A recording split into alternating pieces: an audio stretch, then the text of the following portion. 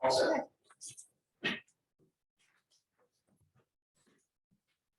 Welcome everyone to the school committee meeting of, excuse me, September 26th. Could we all rise for the publication? I pledge allegiance to the flag of the United States of America and to the republic for which it stands, one nation, under God, indivisible, with liberty and justice for all.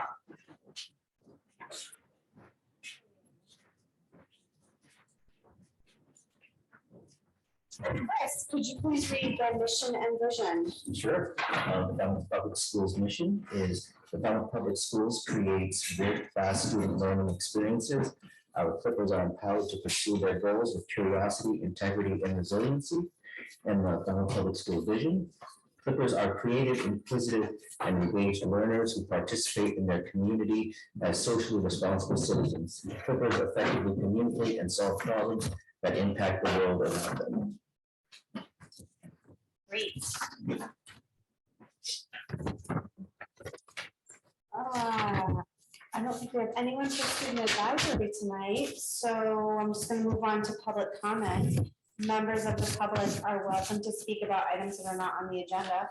Comments should be limited to 2 minutes in length. Due to open meeting law, the committee cannot take action on public comment for items on the agenda. The chair may accept comments from the public following the committee's discussion of an item. Additional comments and feedback can also be submitted by email to schoolcommittee@falmouth.k12.ma.us. Are there any public comments? No. Okay, seeing none, I'd like to turn it over to Dr. Garrett for the presentation of district and school goals. Thank you. Thank you.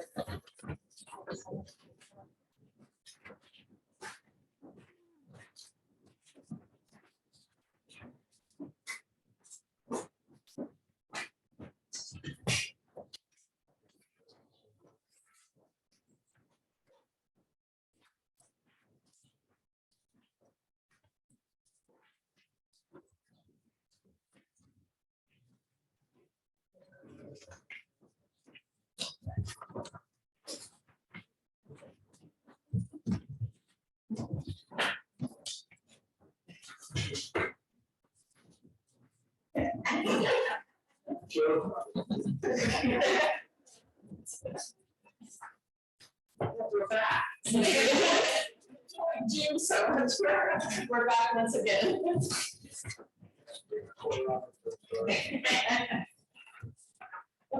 So good evening. For the 23-24 school year, the administrative team has refined and strengthened our district's framework for student success, specifically around the Clipper experience.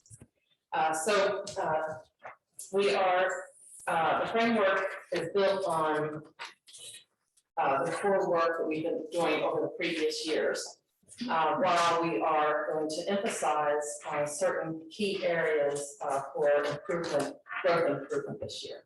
So tonight, our administrative team is going to present 3 focus areas for this school year. Nothing new. What you will hear is a renewal on the excellence and personalized learning, equity and belonging, and communication. And yes, I heard you, that we need to improve on the communication. And so while the team kind of wrestled with how, we've been working on our skills, and we've sharpened the message, which is what tonight is all about, the sharpening the message. So the 3 areas that we're talking about is related obviously to the mission, vision, core values, and the priorities in the framework. So first I want to thank you for every evening as a school committee. You always start out with the mission and vision and reading that, because the school committee really does set that vision for all the important work that the district's doing. So I appreciate that. In the connections to the vision, words like creative, engaged learners, inquisitive, participants, effective communicators, and resilience are all important characteristics for our students to develop through their school career. In fact, it's connected to the charting the course to graduation, which is really about what the Clippers need to know and be able to do to be able to successfully graduate and be prepared for college and career. So as well, the work connects with the core values. Our core values really sets the conditions that empowers our students to be able to be successful in that and achieve that excellence. So Sonia and I are going to share a little bit about the core values. The first core, I'm losing my screen, sorry. I'm just going to pass it to you for a second. So just to kind of back up, we did the mission, vision, and now the core values there. So the first one is really about the joy in learning. It speaks to personalized learning and students achieving their personal best. And we believe that students find joy with challenging, interesting, and relevant learning. And one of the ways in which we really work hard to find joy is thinking about the work that we've done through developing our partnerships both within the Woodsville community and with the professionals across Falmouth Public Schools district, the town of Falmouth. So we have both our overarching and our contributing goals here, then also thinking about the experiences, for example, that Carmel has been able to share in each of our grades and bringing in some of the fun times that our students have had, thinking about Oceans Day and the students kind of pictures we get of them holding up the fish and the variety of experiences. And now as we continue to deepen the experiences at the high school and working with MASC Audubon and thinking about that and you know, Mrs. Kenny isn't seeing you standing there thinking about the experience that you and Mrs. Baker provided right here for our students through your collaboration in your team. So really excited to find out. So the second core value is about cultivating an appreciation for diversity, for creating those inclusive environments and ensuring equity and access for all students. Since we think about here the work that we're doing, I think it's a really great time to put in a plug for next week's second annual day of belonging. I think there's a lot of ways in which we reach out to our students, but remembering that we're working to really partner with and understand each other, because if we understand who we each are and what we each bring as assets, then we can certainly help to bring that out from our students and help them meet success. And our third core value is about students achieving at high levels in a safe and healthy learning environment where students get to use their voice and choice over a deeper learning. And as we're working with our students to kind of get back to the joy in learning, personalizing their experience is one of the ways that they lean in and share their voice, but then also how they express their learning, the works that they create, whether it's written, spoken, in music or performance. And I think we just continue to grow with the range of opportunities we provide for our students as they develop their identities, but certainly help collectively develop what it means to be a Clipper. And all of our core values for cultivating learning environments that inspire excellence. And then to talk a little bit more about our framework for student success. I'm going to turn it over to Sonia. Sure. So in thinking about the framework for student success, built on our mission and vision, there are two components. The first is our theory of action, which is that if relationship, if we do certain actions, then we will come up with a specific result. And so in our theory of action, we say that if we foster an ongoing student-centered professional dialogue and practice, that everything we do is focused on what's best for our students, the outcomes of our students. And we align that in our teaching and learning, our collaboration, then we elevate learning and support students through increasingly personalized instruction. The result is exactly what our mission says, the world-class learning opportunities and experiences through which our students gain the knowledge and skills that they need to be competitive in college, career, as well as become active in the global community. So they're also competitive in the community in that they understand that they're the future of both Falmouth, but of the other communities in which they find themselves, where we hope that they reflect those values so they can understand what they contribute and how they affect the system.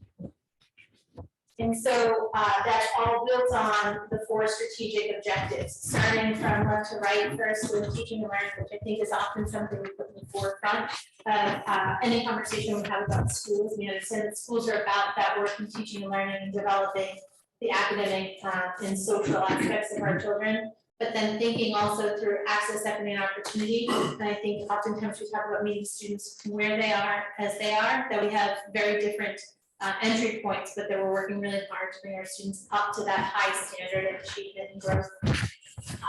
And then supporting that is that wraparound of our community partnerships, whether it is in the academic setting that we talk about sometimes with our school and professional partners, or if it's in the development of the social, emotional, physical, and psychological safety of our children with a whole nother host of partners about whom we speak. And Dr. Woodward has shared information on. And then ultimately the Foundation for Excellence, which really takes a close look at how everybody contributes to those outcomes. Because if we have a strong foundation and we are well resourced as we are, then the sky's the limit and the opportunities that we can provide for our students, and that's certainly what we are all contributing to. So what I would like to do now, Mr. Bushey, is I'd love to welcome you to share a little bit about the direction of the framework. Thank you. It's a pleasure to be here to present with this administrative council, and it's always nice to connect with this wonderful school committee that puts in a ton of time and probably doesn't get told how much they are appreciated. So thank you for all you do. So this is a reveal here. I was thinking there might maybe get a little more energy around this, like when I was rehearsing in my mind. So this is framework for student success. You can see this graphic captures the three main focus areas the administrative team identified for the current school year. Each focus area has established benchmarks to measure progress, and the other members of the administrative council will talk us through those benchmarks shortly. So the focus area, the first thing you'll see in the middle is the Clipper experience. And this unifies the two elements which Dr. Doerr set the stage for earlier, not new, but re-energizing our foundation on a community committed to excellence, a renewed focus on high quality instruction and academic rigor to ensure all students are engaged in challenging, hands-on learning that prepares them for success in the future. And of course, on the other side, every student, every day, an unwavering commitment to personalized learning for every student, including healthy social, emotional, mental, and physical development. So you'll see above and below the two critical elements, which are interwoven through everything that we do as a district. And that's focus area number 2, diversity, equity, inclusion, and belonging. And focus area number 3, two-way communication and partnership. So it's very exciting, and we're really excited. We're really good at digging into the 23-24 school year. And at this time, I am going to pass the mic off to the esteemed Mr. Tim Adams from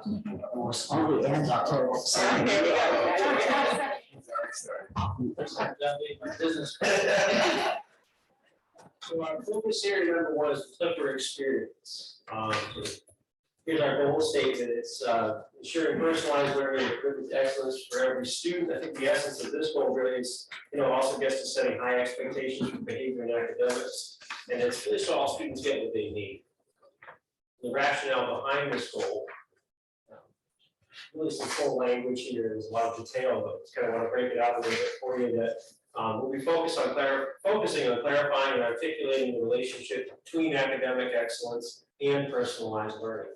Our school district tagline has 2 statements that you've all heard many times, but we are a community committed to excellence in every student every day. And we believe it's more important than ever to emphasize the synergy between those 2 statements. They're connected, those will be. One works with the other, right? And together, those 2 create the Clipper experience. We've affirmed our commitment to students' healthy social, emotional, and physical and mental development. We value the uniqueness of each student, and we all invest deeply in the whole child. In partnership with families, we discover each student's needs, interests, and assets. Our schools strive to be safe, welcoming learning environments, grounded in strong relationships among all students and adults, offering a wide range of customized supports to help students overcome obstacles and achieve their full potential. And these commitments are really embodied in that tagline, every student, every day. At the same time, we recognize that students must be continuously challenged, both personally and academically. Our curricula are carefully designed, reviewed, and updated to ensure our students are prepared for the challenging world of learning and work in the 21st century. So it's always something fluid, right? We believe that every student must have access to high-quality instruction and academic rigor. We guide students to achieve academic success in a manner that embraces opportunities to take risks, learn from mistakes, and grow as unique individuals and citizens within a larger community. We create learning experiences in which students can see themselves, so they're empowered to take ownership of their learning. And in that way, we truly are a community committed to excellence. Think about the work that we started last year, and in particular, memory jumps up for me in the spring, where Dr. Harris and I had a joint staff meeting at Morse Pond. We started to set the stage for some of this work about a community committed to excellence and having high expectations. So with that, let me turn it over to Dr. Harris. Thank you.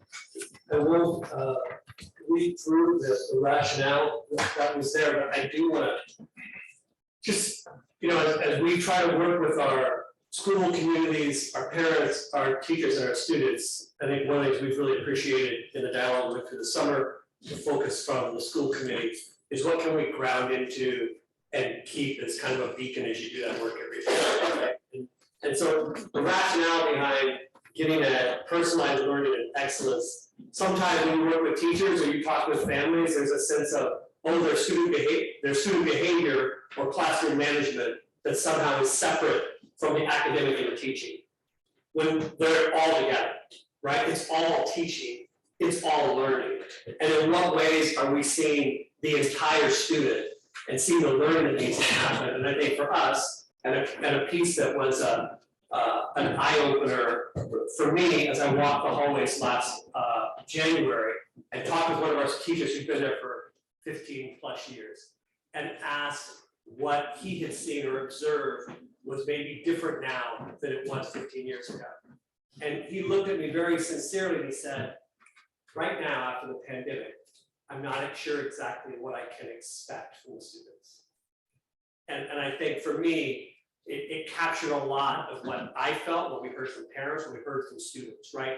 Everything, and I think the goals reflect this, everything from what it means to be engaged, that at Falmouth High School, you'll put your phone away and your earbuds away in your backpack so you can be engaged, and being clear about those expectations, to what it means to know numeracy as a third grader, as a skill set and as an application, to what it means to know sine, cosine, and tangent as a high school calculus student, right?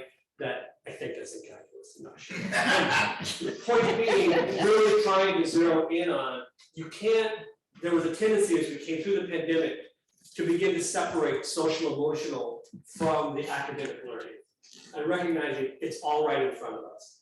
And we need to empower our teachers to stand in front of the room and be confident about their expectations. And it was a really helpful meeting, new to Falmouth schools, realizing we can do a better job as a high school of connecting with the teachers working with fifth graders and at Lawrence and at the elementary school. We're all doing the same work. And how do we connect with one another and be consistent? And so one of the benchmarks we talk about is around math and learning, connecting the student to the learning. They need to see themselves in the learning. Historically, curriculum has not represented every single student that sits in the classroom. And our teachers need to do a better job, and we as school leaders can do a better job to make sure they see themselves at school so they know that they're a part of it. The second piece that we believe are very closely connected, and it's really important we don't see these as separate, is what it looks like to be a learner. What are the habits of mind that we expect from you? What does it look like when you come into the school in the way that you're dressed and the way that you function and the way that you attend to class? How do we address it when you engage in behaviors that have disrupted the learning of others, or language that has interfered with someone's safety? And I think what we feel good about and feel very much empowered by you, and very much thank Dr. Dewar for the emphasis of being able to say to our teachers, let's address that together.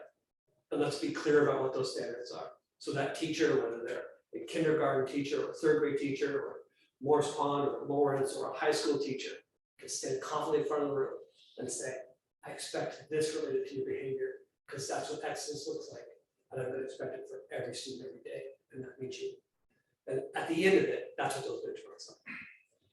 So I am turning it over, I think, to Sandy or Joe.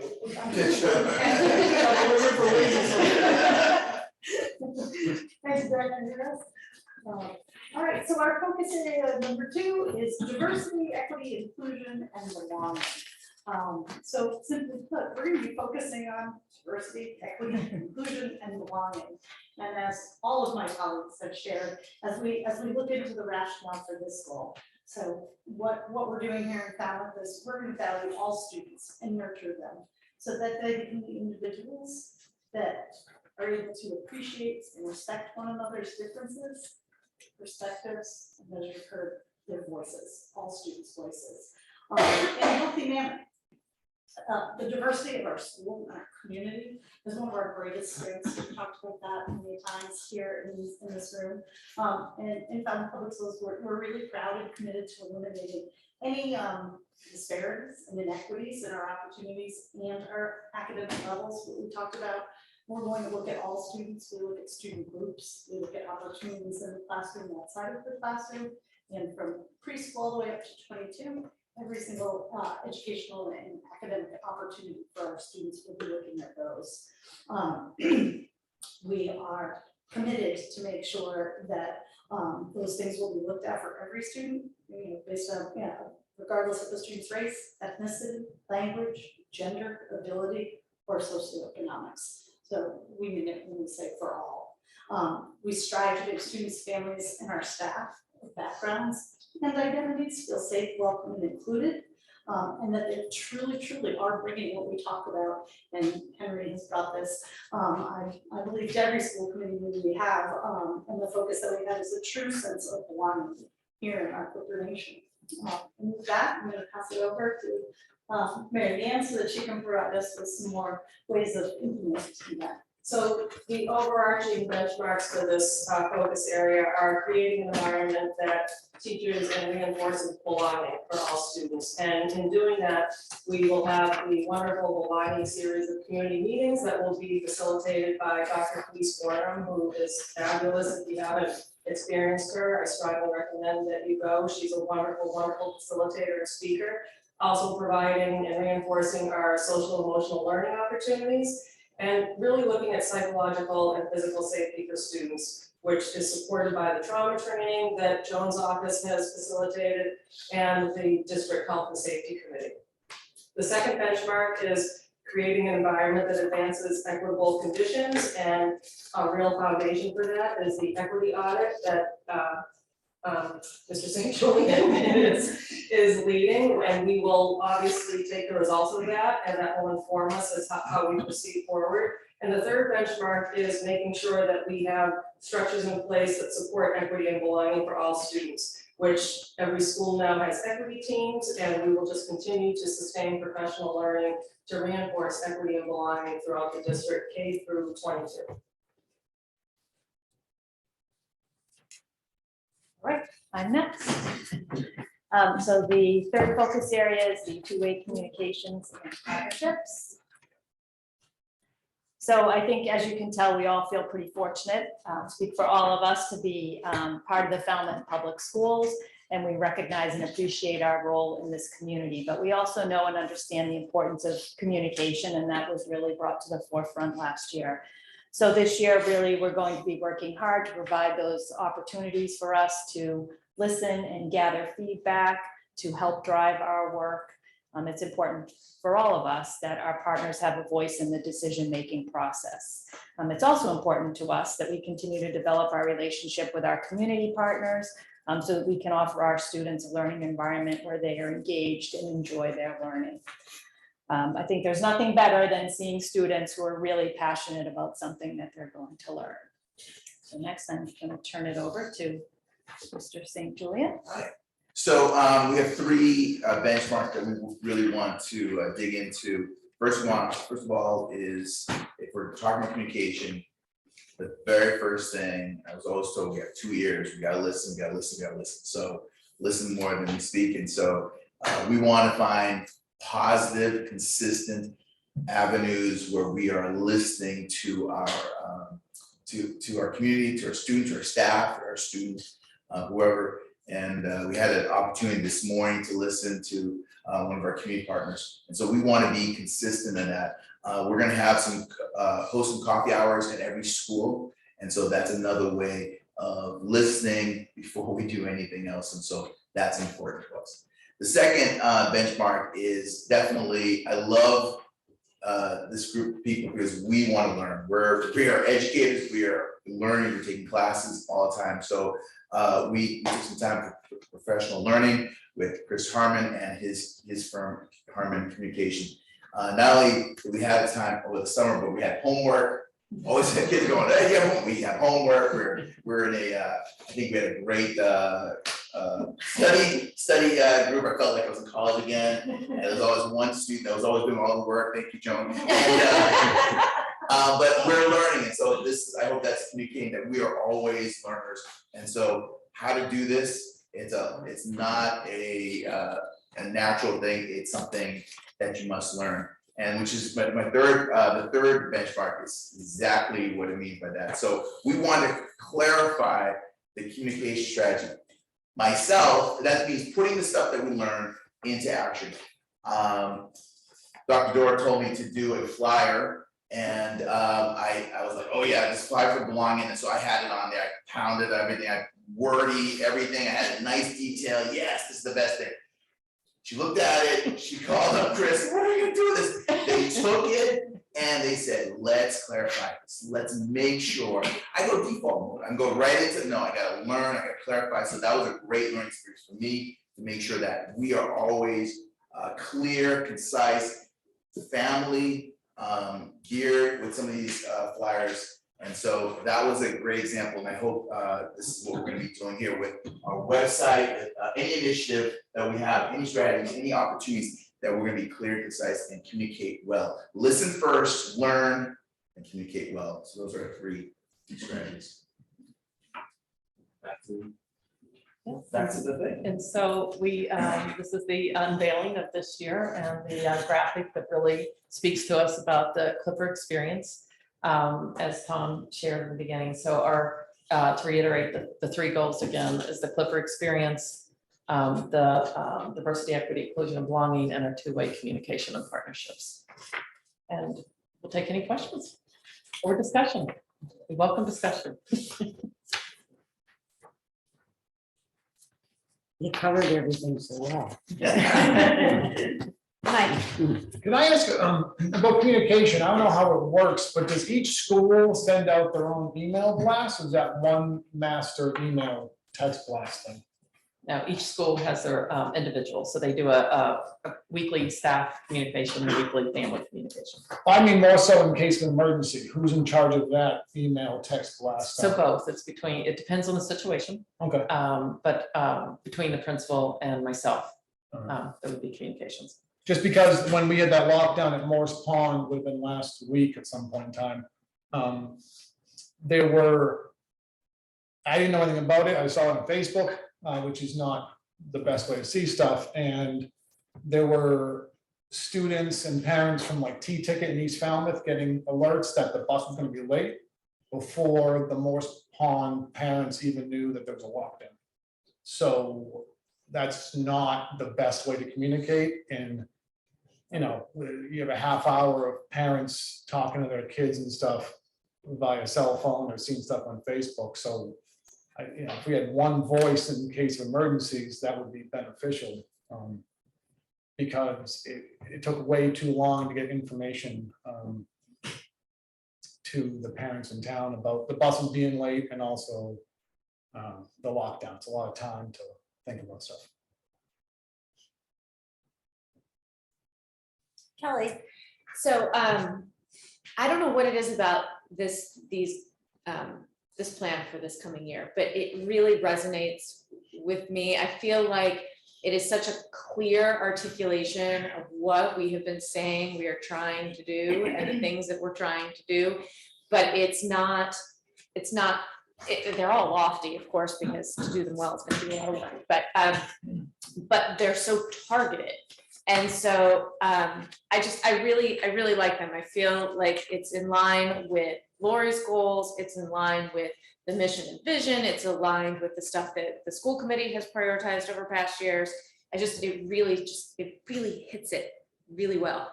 Thank you. Susan, I want to thank you all very much. I'm thrilled to hear about the behavioral, the social, and the academic expectations. I just think it's wonderful that there'll be a common thread between the grades. So that first grader, once that first grader arrives at your school, Dr. Harris, they know what's expected in all of those areas.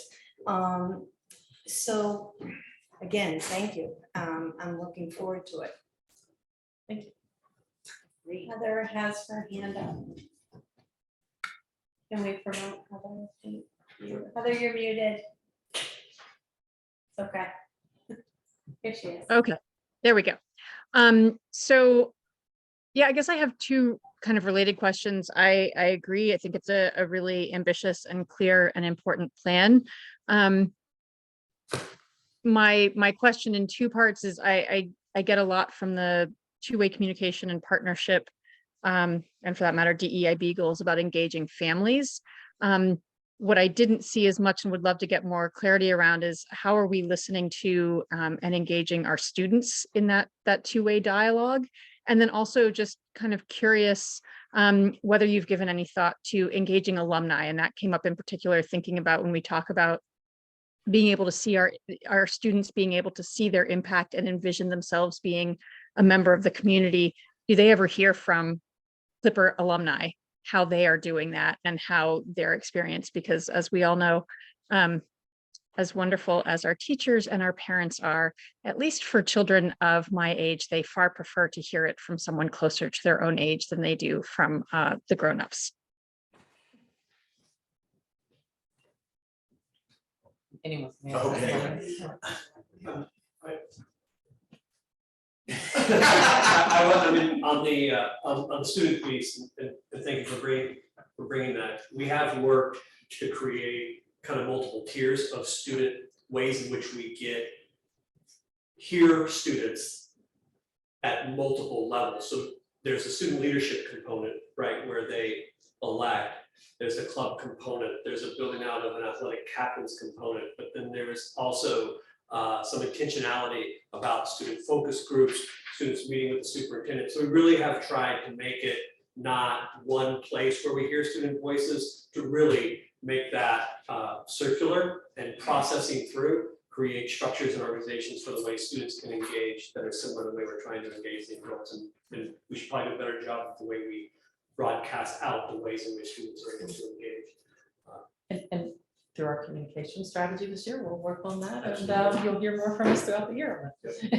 We have talked about bringing alumni back though, so that we can share all the success stories of, Falmouth graduates, and even at the high school, I think it was right before the pandemic, we had some alumni come back and talk to students, and it was such a great experience for the students to see graduates and different areas that they explored. One was in the military, one went to college. I mean, it was really, like Heather said, it's nice when students hear from students.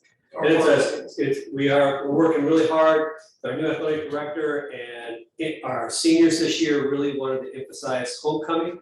As administrative council really wanted to make that homecoming week, the last week of October, district-wide, so that Friday really emphasizing maroon and white for the entire district. We're adding in a first ever welcome class of 2028 to welcome all the 8th graders to Falmouth High School on that Thursday night and celebrate that with families, but building in an opportunity to hear from alumni that week may be something that we could think about as well.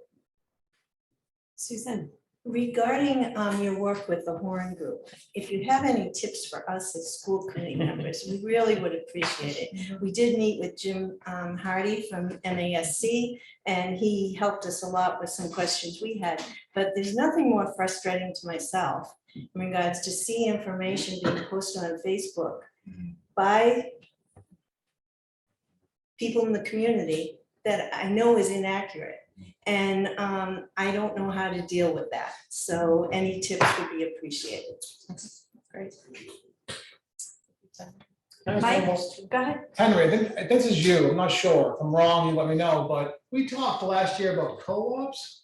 Did we, like, you said some of the older students in the high school, Yeah, when they do partnerships and then they can go off? oh, yeah, so Right, is that during the school day, or that's how's right, that? we're talking about, that's with the vocational areas where they can, Yeah, not only that, internships, so. yeah, okay, Internship. Yeah. and then are they? Yes, there's multiple internships we Okay. have going on, everything from the medical field to the Okay. veterinary field, multiple ways. I think one of the things we're working at high school getting much better at, not only do we have pathways that lead to internships, Yeah. right?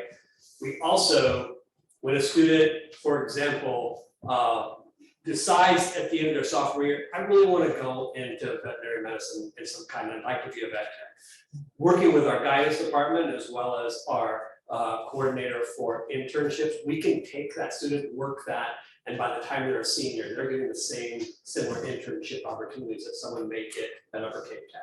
Okay. And we just gotta do a better job of showing the different ways and to give all of you the different characteristics of a Falmouth High graduate.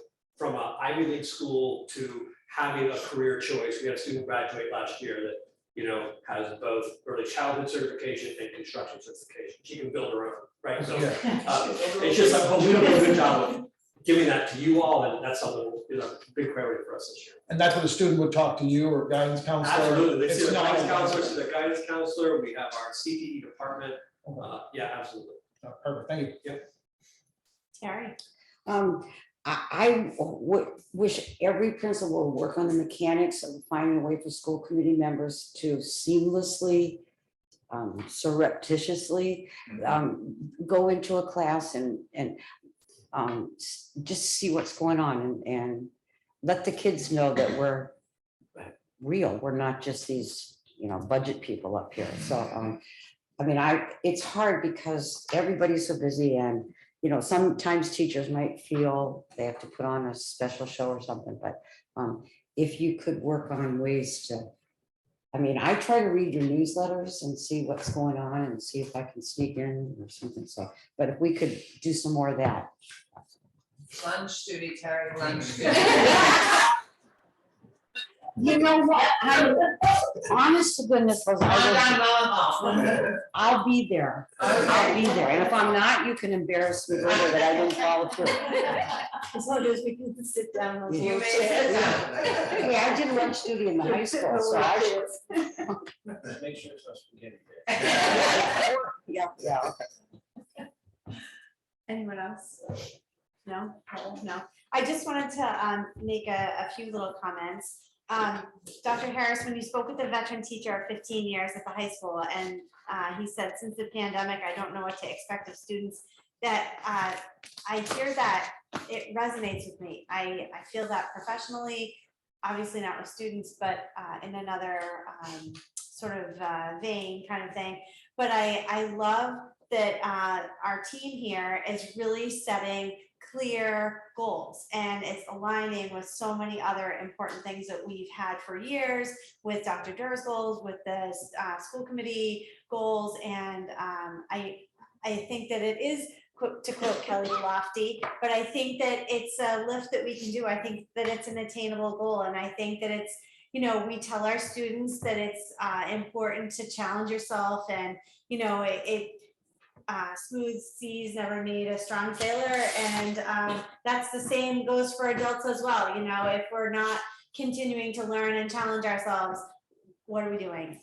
So I love this plan. I thank you so much for your presentation. I think it was great. I missed the adjectives. Thank you, Mr. Bushy, for trying. And thank you, Heather, for bringing up getting the alumni back, because I too have people that would rather listen to peers than parents. So thank you. Thank you.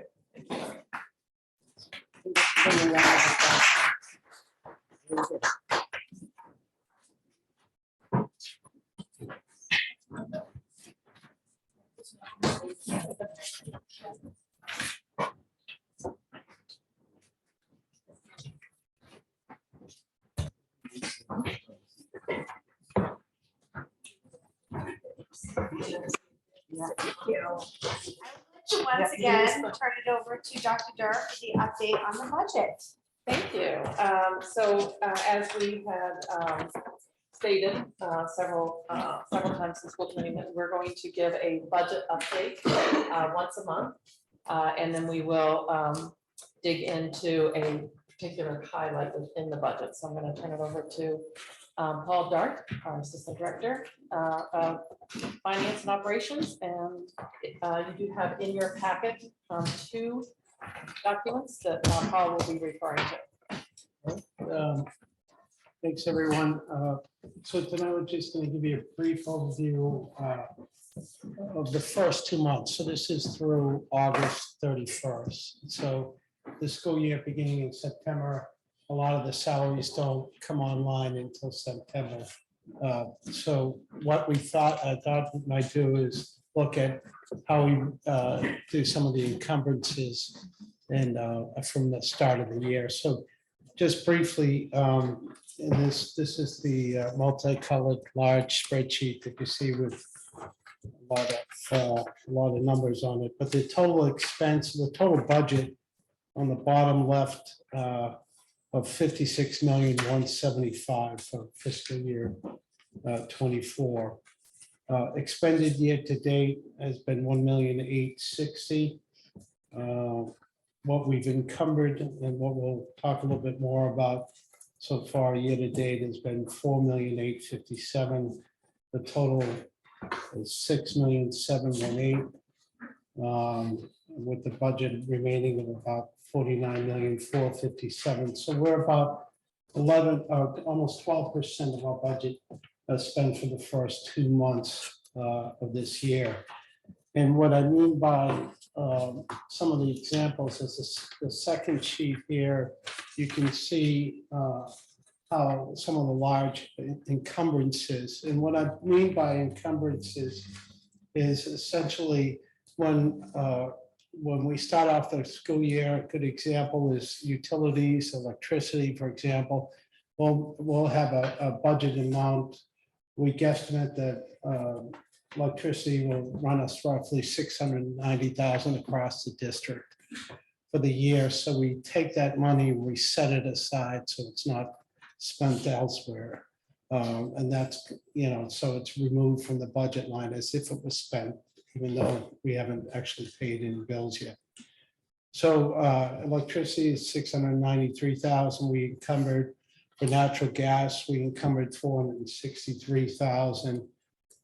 We also encumbered 2,196,000 for the busing contract with Lucini for the school year. And also we've encumbered a number of another roughly $240,000 for building supplies, everything from paper towels on up to the supplies for doing the floors, for waxing the floors and so on. So we tend to buy large quantities early on in the year and then reserve amounts for expectations of purchases later on in the year. And so in that number, when you think about the expense or the run rate of expenses, we tend to front load up in the early months our expenses because of that encumbrance process. So that we're essentially reserving money for the future payments. Just for give you a sense of some of the other numbers, on the far right here column, you see the salaries and expenses per school. Just to give you a reference point, the high school, with roughly almost 11 million remaining, has about 156 employees, full-time and part-time at the high school. Lawrence has about 97. Morris Pond has about 89. East Falmouth 76. 77 at Mullen Hall. North Falmouth has 57. T-ticket 65, and then there's system-wide at 33, and the ad building has 24. So all total, our head count is about 674 employees. Again, that's both full-time and part-time, just as a reference point for these salary lines. Could you say that number again? I'm sorry, 647? 674. 674. And as we go into the next month, September, we'll go into more detail about the salary line, and also our plan is to do some more on the detail on the special education costs and some of the grants associated with that. So that will be our topic for next month. All right. Great. Any questions?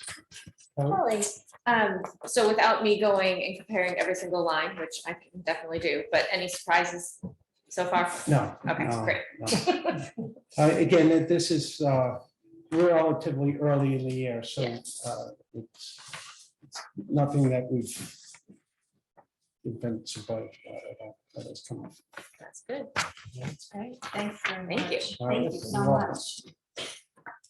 much. Right. With that, let's talk about the update and act on the Juul litigation. All right, well, I'm gonna let Mary Gans talk about that one. Perfect. So for those of you who are new, we did join it's called a mass action, which is sort of like a class action against Juul, which the lawsuit involved hundreds of school districts across the country and was targeted against Juul because Juul was targeting teenagers with their marketing techniques and their vaping devices, which we of course saw at the high school.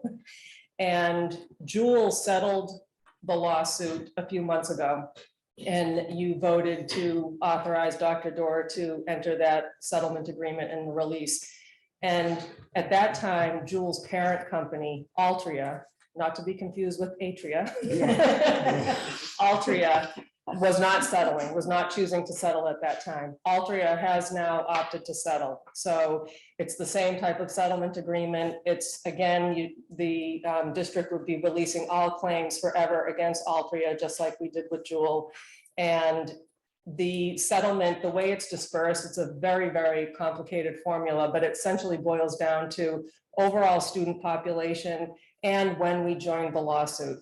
We joined at the latest phase that school districts could join, but we still are estimated to get approximately $4,800 of the settlement, which is in addition to the, I believe it was around $12,000, which we were getting from Juul. So, and the money it needs to be earmarked for anti-vaping, preventative strategies, devices, resources, whatever we can come up with. So there's another settlement agreement and release that Dr. Dorr is being asked to sign. I would recommend signing it.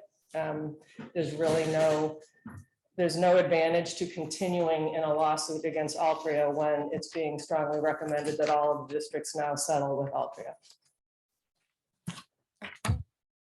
Is there a motion to act? Actually, first, are there any questions for Mary? Is there a motion to act on the Juul litigation? So, is there a second? Thank you. Roll call. Heather. Sorry. Goldstone, yes. Mike. Mike Halen, yes. Terry Maderas, yes. Susan Augusta, yes. Welch, yes. Susan, yes. Lumping, yes. Melissa Keith, yes. Looks like that passes unanimously. Thank you all. Thank you, Mary, for the update. Great.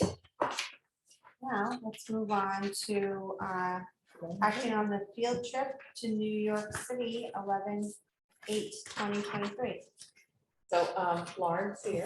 Would you like to come up and speak to Lauren Kenny? And this is a field trip that we've taken in the past, several years now. I've been doing this 7-8 years now. Yeah. Wasn't sure. Yeah, and usually we go to Boston to the Isabella Stewart Gardner Museum. But my partner in all things wonderful, Jane Baker, has assured me we can do New York City in a day. So we're upping our game. We're going to be dropped off at the Museum of Modern Art. And we'll do our Ecrasis project there, which is where students will choose a piece of artwork that speaks to them. They will journal in the moment with the artwork there. And when they come home, they will craft poetry that is inspired by the work of art, which they then will present. New York City is also an opportunity for us to go see and Juliet on Broadway. They've all experienced Shakespeare almost every year at the high school, so looking to engage them with live art as well.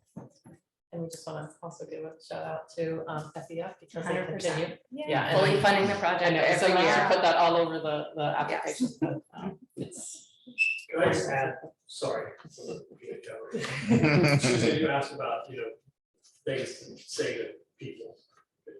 So I've been in 6 different high schools across 3 different states and several districts, and several of them were highly ranked in US News and World Report, which doesn't ever consider things that are of the excellence level of this. So I haven't been in any school, I don't know of private schools that students who are in advanced art and advanced English go with 2 teachers who are experts in the field to a top internationally renowned museum and spend the day reflecting, writing, and creating, and in the spring, do a studio presentation.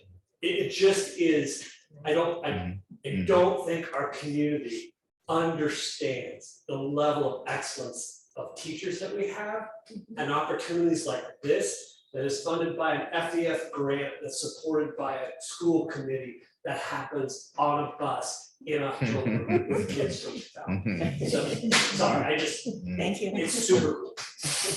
Thank you.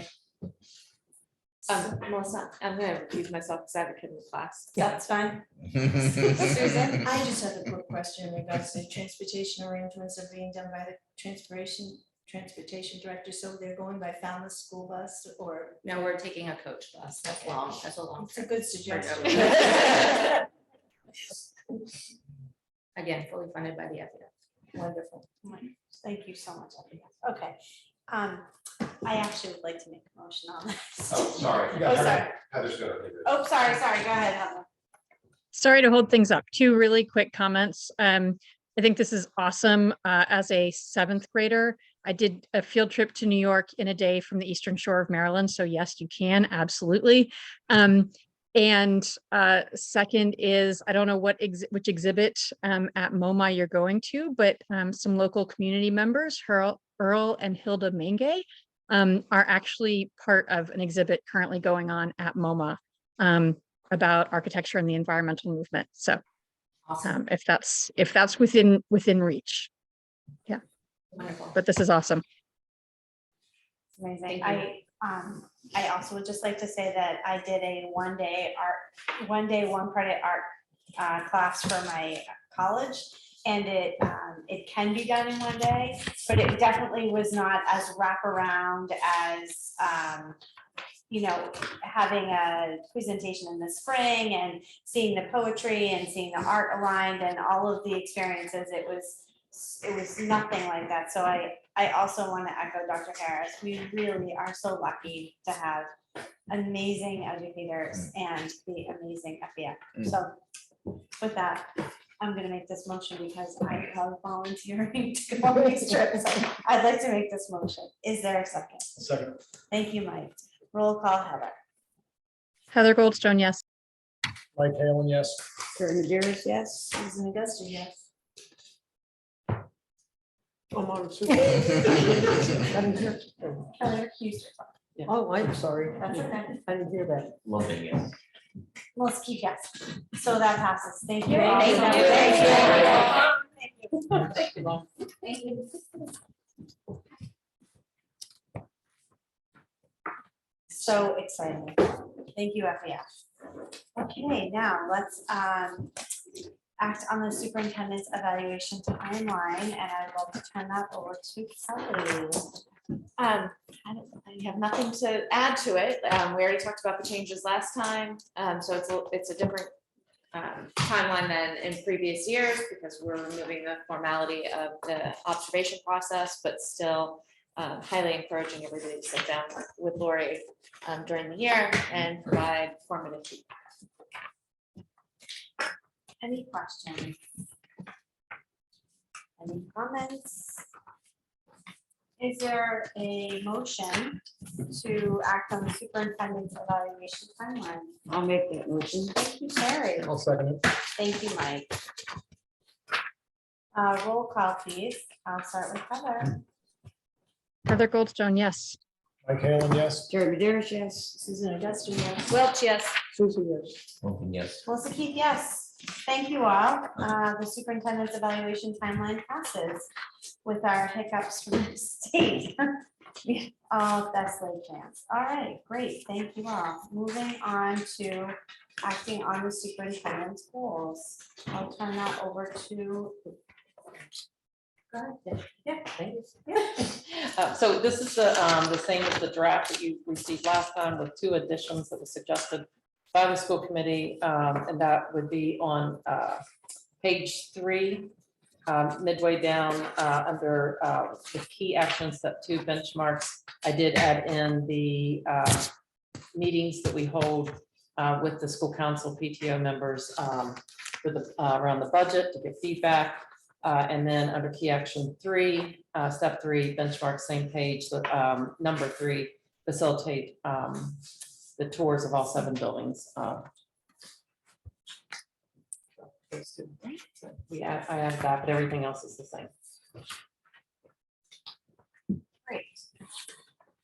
Is there a motion to act on the superintendent's goals? Terry Maderos, thank you. Yeah, make a motion to approve the superintendent's goals for 2023, 2024. Is there a second? I'll second. Thank you, Kelly. Is there any discussion? No, roll call, Heather. Heather Goldstone, yes. Mike Halen, yes. Jerry Maderos, yes. Susan Augusta, yes. Welch, yes. Susie, yes. Wilson, yes. Melissa Keith, yes. Great, thank you, everyone. Oh. I have on here that to act on the MASC delegate. And I completely did not reach out to anybody. Is there anyone who would like to perhaps volunteer to be the MASC delegate? I'm going to the meeting, so I guess I can do it if that's okay. Margaret, you read my mind. I meant to reach out to you last week. Thank you. Is there a motion to? Yes, I nominate Margaret to be our I- representative. Second, nominate Margaret. That would be amazing. You need an alternate too, Oh. so I'll nominate myself as an alternate. Great, I second that. I also love that. Thank you, Margaret and Terry. You want me to clean it up and just, I nominate Margaret to be our delegate and Terry to be our alternate. Thank you, I'll Kelly. second that. Thank you, Clean it up. Mike. Roll call. Let's start with Chris. No, just kidding. I'm just kidding. Finally found the unmute button and I'm like on it. Heather Goldstone, yes. Jerry Maderos, yes. Susan Augusta, yes. Welch, yes. Susie, yes. Let's keep, yes, excellent. Thank you all so much. Could I make a statement about this? Yes, please. There's tons of, Kel, and I think you went to some individual ones sometimes, didn't you? To the, I mean, at There's MASC? so many, Yeah. there's so many different things. It's right in Hyannis. So if you want to go, if you see some that are interesting, you don't have to go the whole thing, other people, 'cause you went individually, right? Yeah, Yeah. yeah, and it's great. The presentations are fabulous. We almost always have somebody there presenting from Falmouth because we're so good at what we do. Yeah. But yeah, it's a really great opportunity to learn a lot. I love that you can just kind of drop in and, you know, if you have an hour, you can go see a presentation, or if you have an afternoon, you can hop in and check out a couple different things, or if you have the time to spend for the few days, I find it very helpful. I don't think I've ever gone for the entire the entire venue of it, but I I really appreciate that it's there. I appreciate that it's so close. I know, we're so spoiled. We I are mean, people very come lucky. up from across the state and Mhm. spend 3 straight days going to everything. And Yes. we just are able to pop in. We're so lucky.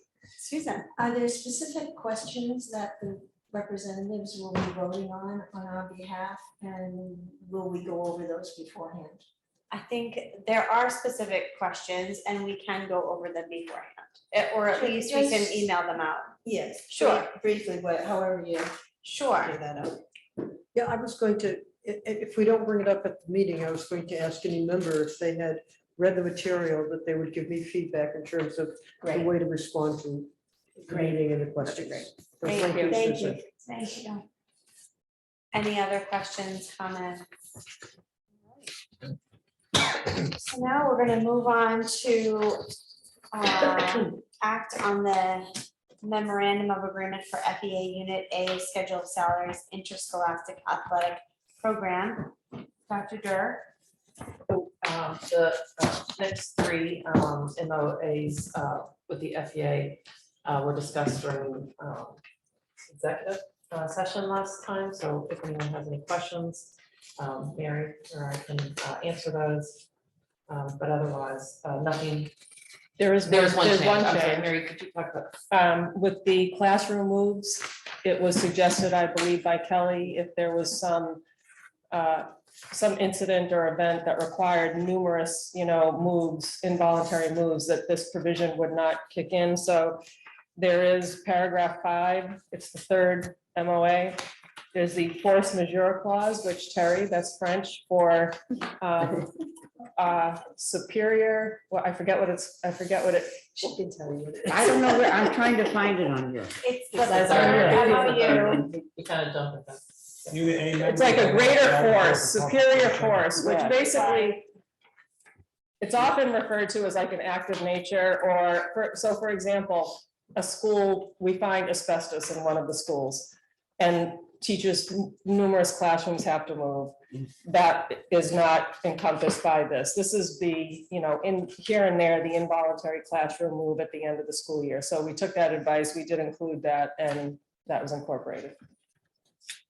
Hopefully we'll never need it. Yes, right. Right, but it's good to have. So I think that we should take these individually for obvious reasons. Is there a motion to act on the MOA of FEA Unit A Schedule of Salaries Interscholastic Athletic Program? Thank you, Susan. Thank you, Mike. Roll call, please. Heather Goldstone, yes. Mike Halen, yes. Karen Medeas, yes. Augusta, yes. Welch, yes.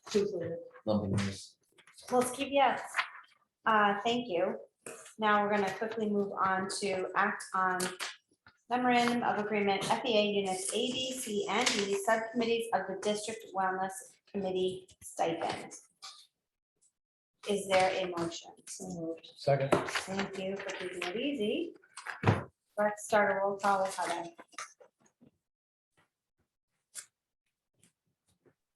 Heather Goldstone, yes. Mike Halen, yes. Karen Medeas, yes. Augusta, yes. Welch, yes. Susie, yes. Lumping, yes. Wilson Keith, yes. And now act on memorandum of agreement, FEA Unit A, rate of pay for moving classroom for involuntary move. So Second. thank you and thank you. Roll call, Heather. Heather Goldstone, yes. Mike Halen, yes. Karen Medeas, yes. Augusta, yes. Welch, yes. Susie, yes. You're in a Lumping, hurry. yes. Wilson Keith, yes. Excellent. Thank you, everyone. Strong work all around. Thank you. Moving, I would love to sign it. Nothing would make me happier.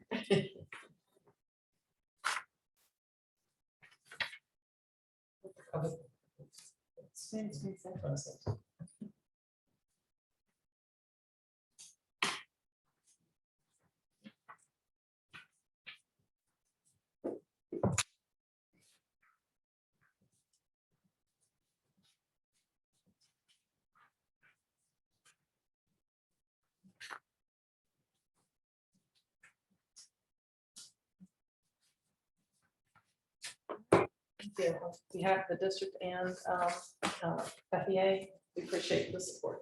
Thank you so much. Okay, moving on to superintendent update, Dr. Durr. Thank you. So the first one we're gonna talk, I'm gonna be doing updates on what we're learning from Chris Horn Communications. And so we've had our training in August and we did complete our homework assignment as mentioned earlier. And so actually Ryan and I are going to co-present the skills that we're learning. Ryan, how did that?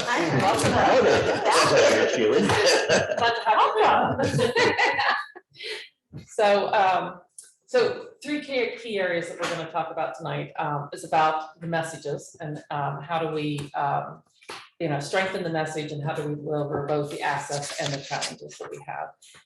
And then we're talking about how to layer messages and what that entails. And we will use tonight's presentation as an example of how we learned what to do and then what the next steps are to make the presentation tonight come alive and kind of live that all through the year. And then we're going to use an example, the belonging series that was mentioned on how we're doing the two-way communication on that. So It's like a drill. Just want to make sure it's nothing that's of mine. Sorry.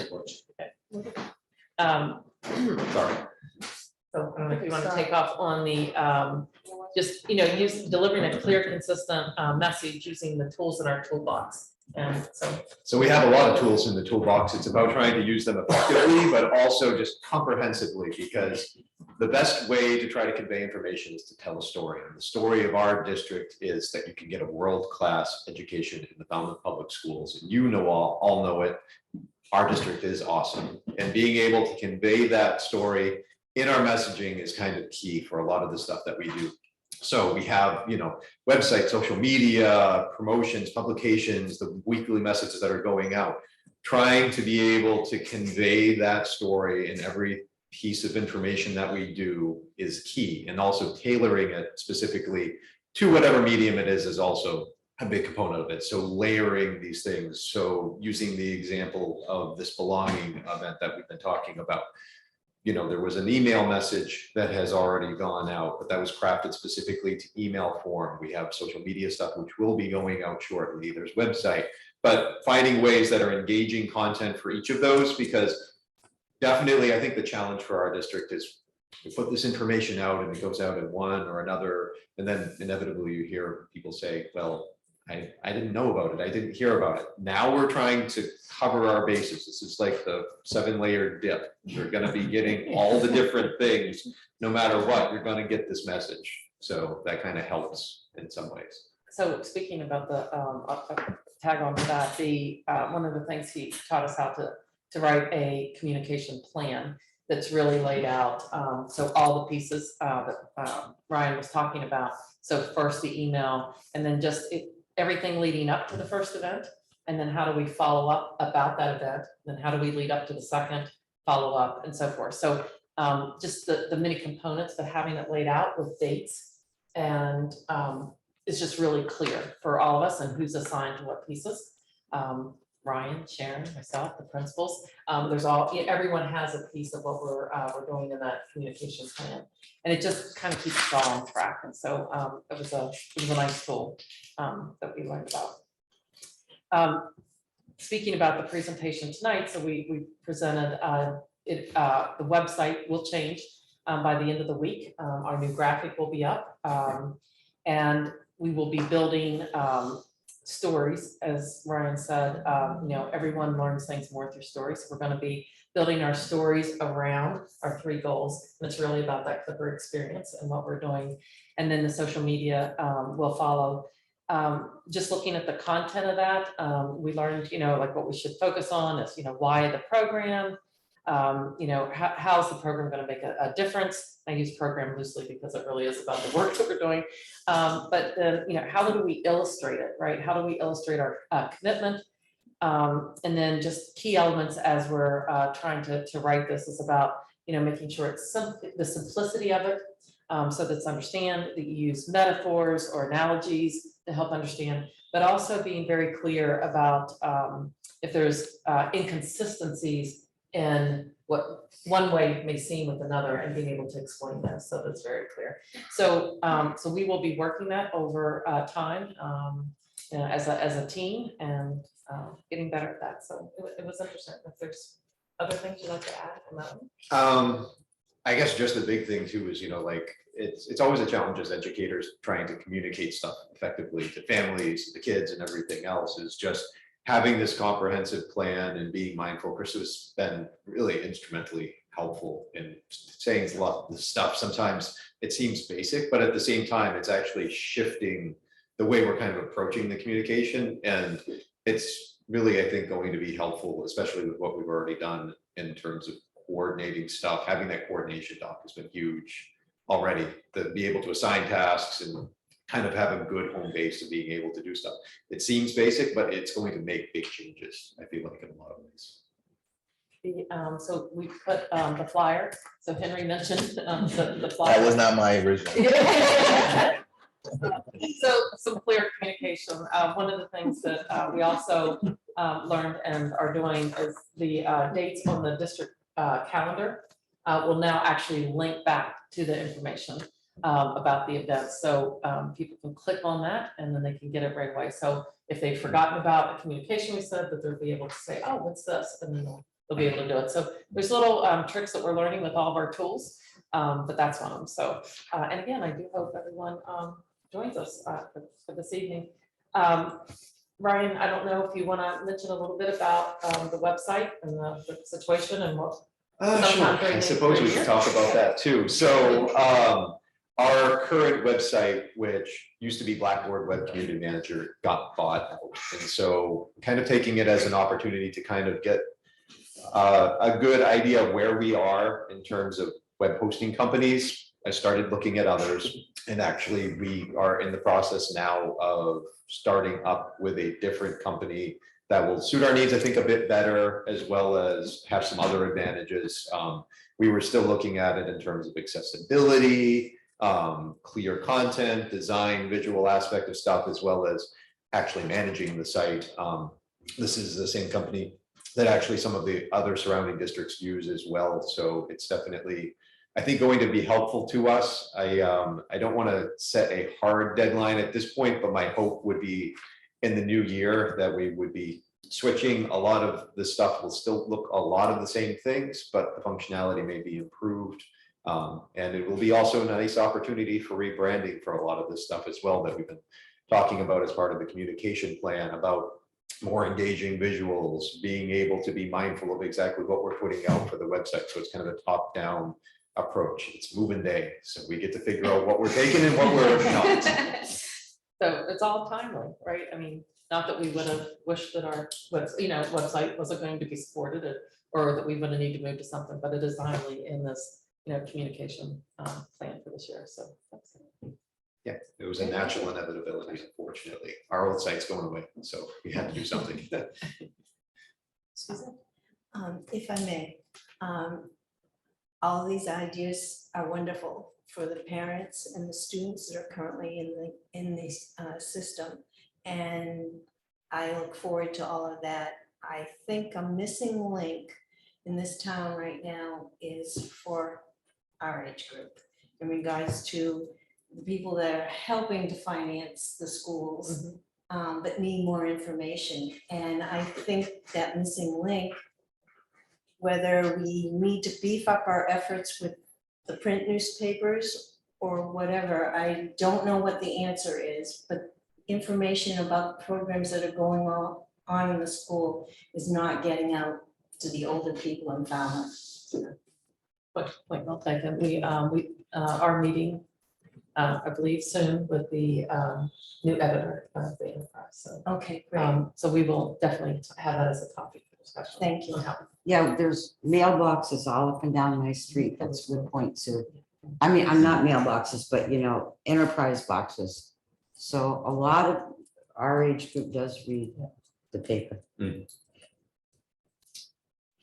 And along those same lines, like the newsletters that we do get from the principals, if we could get the senior center on that mailing list, maybe they could print a couple and put them out on the little tables they have in the little library over there. Yeah. People might just pick them up and peruse and see what we've got going on, especially before the play.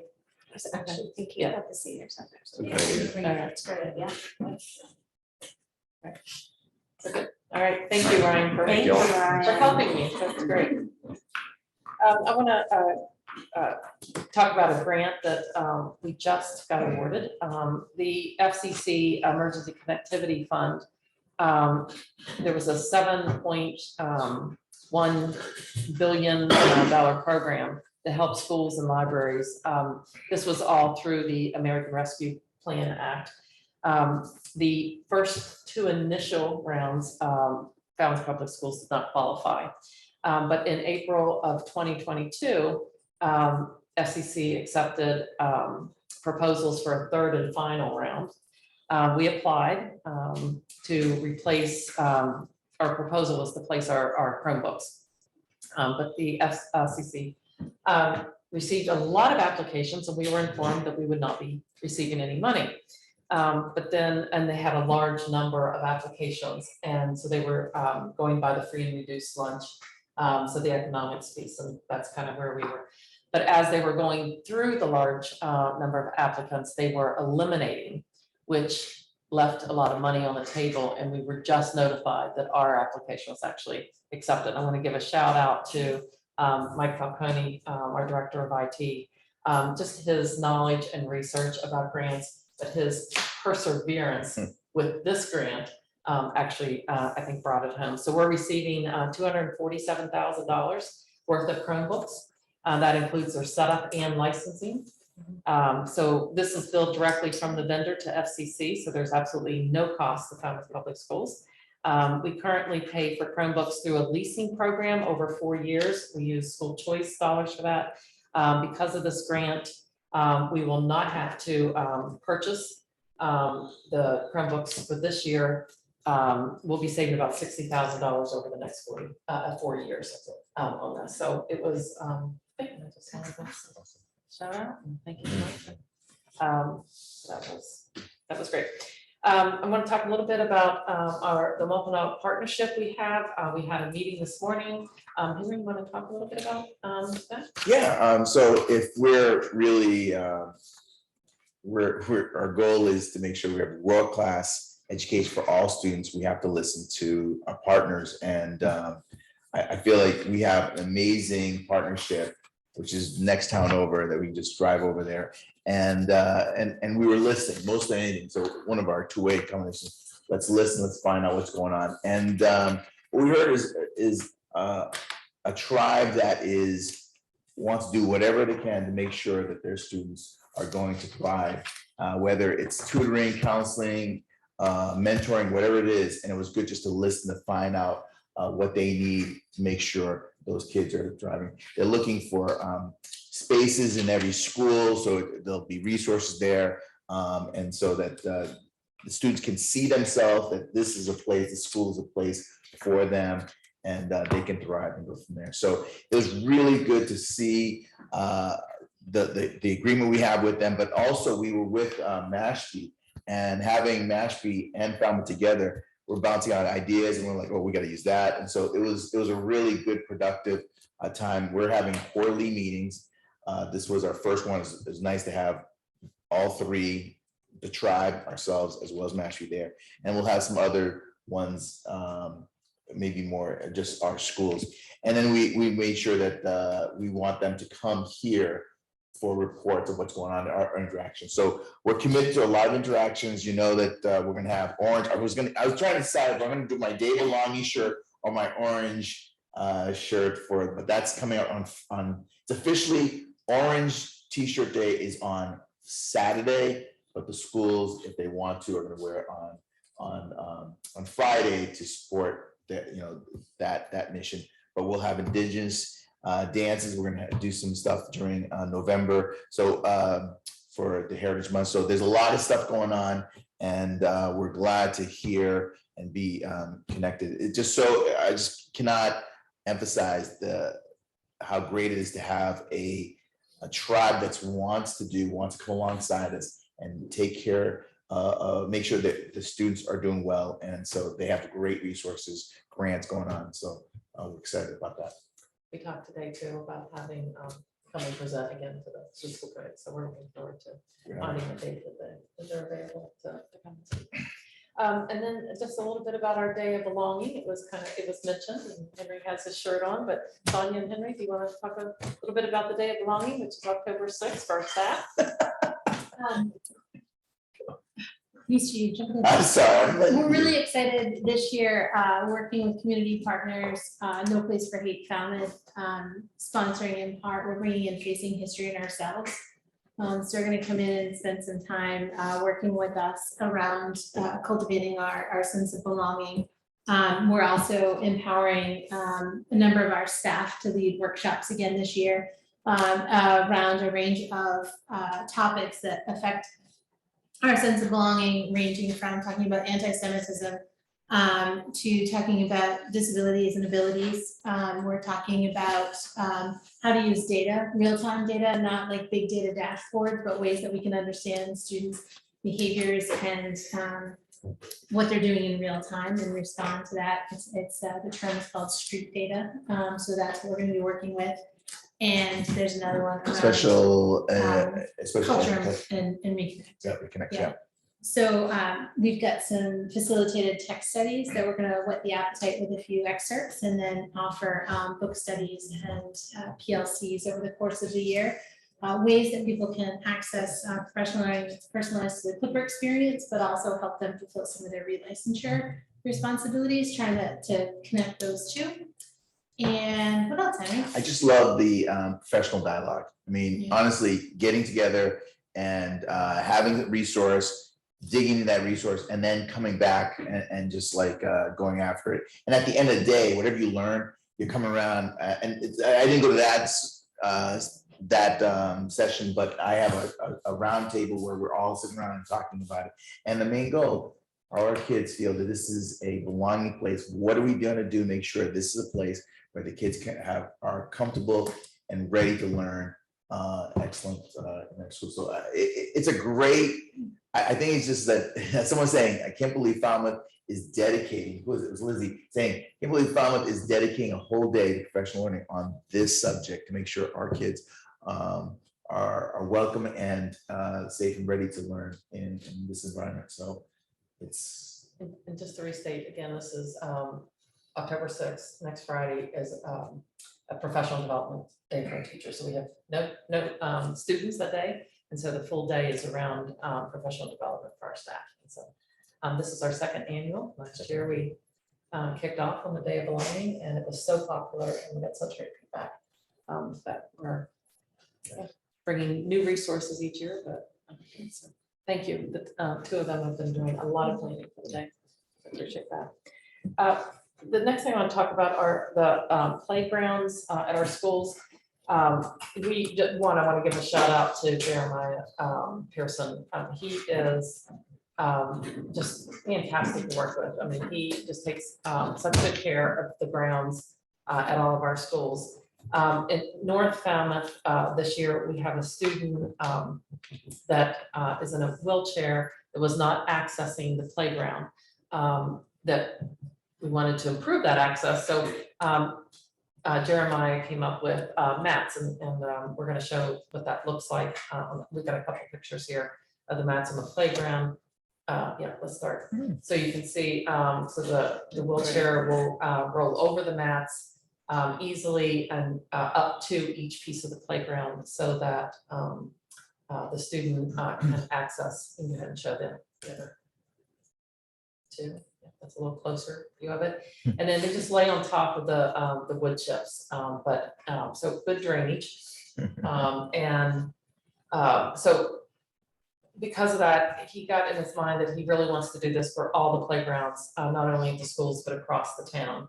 And so he built into the DPW capital plan this year and in future years. So a reoccurring $29,000 to make sure that all of our playgrounds have the ADA compliant mats for our schools. So I just, again, thank you to Jeremiah, It's and for great. including our schools and doing that. So I just wanted to be able to share that. And then my last update, our next school tour is October 2nd, so that's next Monday. The schools that will be touring on Monday are North, Lawrence, and Mullen Hall.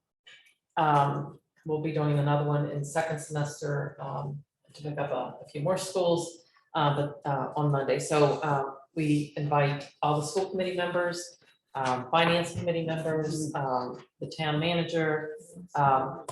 Being new, it would be nice, for him to be able to see our schools, the new chief of police.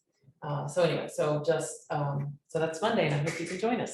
I think you already have an email out from Sharon, and so if you just let her know if you're able to join us. We will meet here, we take a bus to each one of the schools, and then we will arrive back here, leaving at 9:15, and we'll arrive back by noon. That's great. Thank you. I think the maps are great. Not what I thought of when we originally spoke of them, so. Surprisingly exciting. Okay. Routine business. Is there a motion to approve the minutes of September 12th, 2023? Make a motion to approve the minutes. Thank you, Kelly. Is there a second? I'll second Thank you, Terry. Roll call, please. Heather. Heather Goldstone, yes. Mike Halen, yes. it. Jerry Majerus, yes. Augusta, yes. Welch, yes. Super abstain. Loving, yes. Melissa Keith, yes. That passes. Thank you all so much. Any requests for information? Terry. Since we saw we've had Lori's goals for the year, we've had the school presentation for the district for the year, I think, could we please schedule a workshop for us to do our goals? That's a great idea. I mean, it's getting, we're almost into October, so. Yes, I will put out some dates and see if they work for everyone, and I think that's a great idea. Thank you, Terry. Any other requests for information? Does anyone want to provide anyone with information? Heather, please. This is actually a request for information. I don't know if Lori would be in a position to answer tonight or later, but just curious, reading in the paper about the plans for a large inclusive playground that was slated to be part of housing development in East Falmouth. Hearing what you were just talking about in terms of adding mats and making our school playgrounds more accessible, given that our school playgrounds are open to the public. I'm just wondering if there has been dialogue with the town around the need for an additional inclusive playground, or whether some of those plans could be wrapped into improvements planned or otherwise for our school playgrounds. I'll certainly look into that. Great, thank you. Anyone else?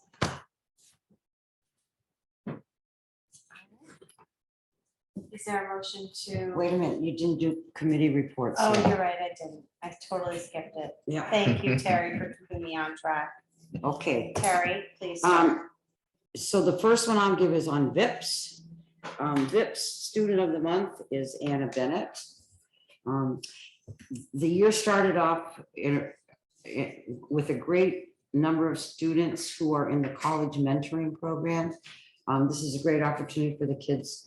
They get help writing their essays, they get visits to the college. So they have 18 students matched with mentors. And someone was talking about having alumni come back. Some of the alumni from last year either they're planning to or they've come back, but that's in the works for the kids to get from kids information too. There's a new program called Be Bold for fourth grade girls. It's being piloted this year and it's at T-Ticket in East Falmouth, but that's just the pilot program. It's going to be expanded to all the elementary schools, hopefully next year. Okay, the other committee I report on is the collaborative. The collaborative they missed Mike. That was the best. Yeah, the collaborative made a big move this summer, moving Waypoint from Sandwich to South Yarmouth. Waypoint, if you don't know about it, is an alternative education facility, which they'll give us more information as the year goes on. The other, another good thing that happened for them was the ASLP program, which is the program that takes junior high science students and they stay at the MASC Maritime. They actually got a grant, so it's going to cost $200 less this year. So it's nice to hear something going down. And they're also, during this program, this coming summer, going to add courses on sustainable energy. Nice. So that's good. They talked about they're having a hard time finding bus drivers, but they're loath to advertise around here because they may take some of our bus drivers. Because the pool, we all use the same pool. So he said, I mean, we get one and Falmouth loses one, or DY loses one, or whatever. So I don't know, they're really working on this bus driver situation. And the other thing they do every year that a lot of our teachers are going to is the professional development workshops next Friday, is it? So I guess 350 Falmouth teachers have already registered for that. So it's great. So there's my reports. Thank you, Terry. Any other committee member reports? Can I just, not a report, but I know that there are some alumni in Falmouth who are having a walk at the North Falmouth School on October 21st. And deadline to register is, I believe, next Friday. So just throwing it out there for everyone. What's the walk It's in for? memory of the woman who passed across the North Falmouth a couple of years ago. So anyone who can get involved, you can register by next Friday, the 7th, but the walk is the 21st. Thank you very much. Any other committee member reports? Or do you want to talk about your very first policy meeting yesterday? Oh, yes, I had policy yesterday. I'm on so many committees, I can't keep them straight. I had my very first policy meeting and we talked about, oh gosh, what did we talk about? I'm sorry. Oh, you put me on the spot. Finance, We talked about, appropriate usage of technology. so you should ask her. She's on it. And what was the first one there? Technology was first. Technology, public comment. Public comment. Public comment, yeah. Yes. So we're meeting again, but hopefully it will be on for first read at our next meeting.